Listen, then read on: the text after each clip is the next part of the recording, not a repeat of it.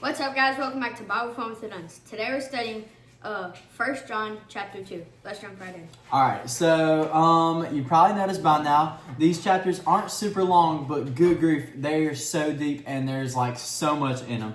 So I'm just going to take us through a quick little deep dive of the first paragraph, and I wish we could do more, but that would be a really long video, and I'm not going to keep y'all for forever and ever and ever. Because honestly, there's so much in this, we could go forever. And that's what I love about it. But anyway, I'm going to quit geeking out and I'm going to get to it. It starts off, he says, "My little children, I'm writing you these things so that you may not sin. But if anyone does sin, we have an advocate with the Father, Jesus Christ, the righteous one." Right? So first off, right off the bat, he's warning them. He's like, hey guys, it's important that we don't sin. Why? Because sin separates us from God.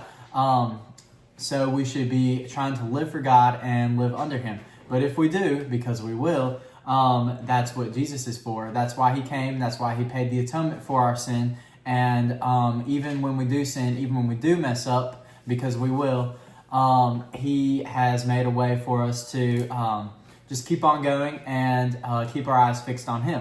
Now, where that gets a little tricky is when we sin and we dwell on our sin. And a lot of times we try to punish ourselves and not go to God about it. But that's not what he's saying here.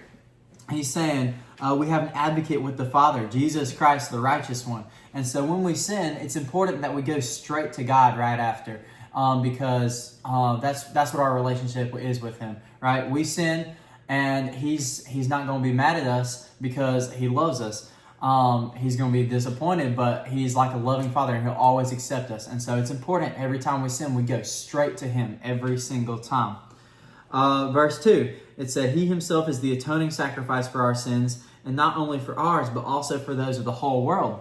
So I think it's cool because he's highlighting right here, we have a personal relationship with Jesus, but at the same time, everybody else can too. He died for each of us individually, and he died for the whole world. And so this reminds me of what our parents tell us. They'll tell each of us behind each other's backs that we're their favorite, and they're not lying. And you say like that's impossible. You can't all be the favorite. But that's how it is with God. We very much are all his favorite, and he loves each of us the most that he can. And so it's really cool that he's highlighting that. He's highlighting our relationship with him, and how he came, he died for all of us and each of us individually because he loves us that much, right? Verse 3, "This is how we know that we know him, if we keep his commands." So this is important, and a lot of times it can get kind of tricky because Ephesians 2:8 says that we're saved by grace through faith, and this is not of ourselves, it is God's gift, right? So a gift is freely given, and there's nothing we can do. John 15:5 even says, "I'm the vine, you're the branches. Whoever abides in me and I in him will produce much fruit. But apart from me, you are nothing." And so I think Joe's going to talk about that a little bit later. But it's important to realize we bring nothing to the table.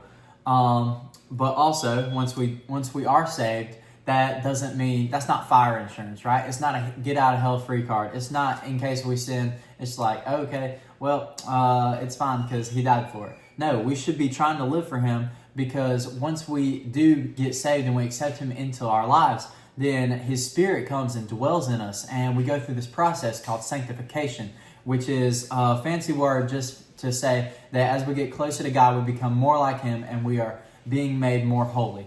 And so that's what's going on right here. Our works don't save us, but our works are evidence of our salvation. If you go to James is a lot like 1 John, but it says faith without works is dead. And what he's getting out there, he's saying if you're not doing any works, then you're not allowing the Father to work through you, and that could mean you're not truly saved, because our good works are evidence of our salvation. Because when we are saved, God works through us, and we surrender to him. Verse 4, it says, "The one who says, 'I've come to know him,' and yet does not keep his commands is a liar, and the truth is not in him." Right? That's exactly what we've been talking about, right? We can proclaim we're Christians all day, every day, but unless we really keep his commands, and if the evidence isn't there, then it comes to a point like, are we really saved? And that's what this whole book deals with. And then verse 6, the last one in this paragraph, he says, the one who says he remains in him should walk just as he walked, right? So Christians, the word Christian literally translates to little Christ. That's what we are. We are to imitate Christ, and we are to be just like him in everything that we do. He's the perfect standard, and that's what we try to live up to. And the closer we get to him, of course, we're going to mess up along the way. But like we talked about, that sanctification, we're going to be made more and more holy. And so we get closer and closer with him every day. And so we get closer and closer to him every single day in the way that we look, in the way that we act, in the way that we just live our lives. And so that's just the first paragraph. There's so much we can get out of this, but again, for time's sake, we can't. But anyway, I was just going through that to show you there's so much we can get from this. And I want to encourage y'all to take some time and really break down and figure out what he's saying. All right? Jeb, what is your takeaway? So my takeaway is that if there's anything John wants you to get from this chapter, it's that you need to abide in God, abide in Jesus. Mm-hmm. And what does that mean? That means to connect with him, come closer to him. That's right. And once we become closer to him, we become more godly. That's right. Christian. We become more godly. We become more like him. That's the whole message of this chapter. It's so deep, but the message is so simple. Seek God, seek him out, live in him, and you will be made more holy. You will be made like him. And it's amazing. It's beautiful. Anyway, that's everything for John 2. We'll see y'all, or 1 John 2. We'll see y'all tomorrow in chapter 3. And there's going to be so much more great stuff. All right? Bye. Bye.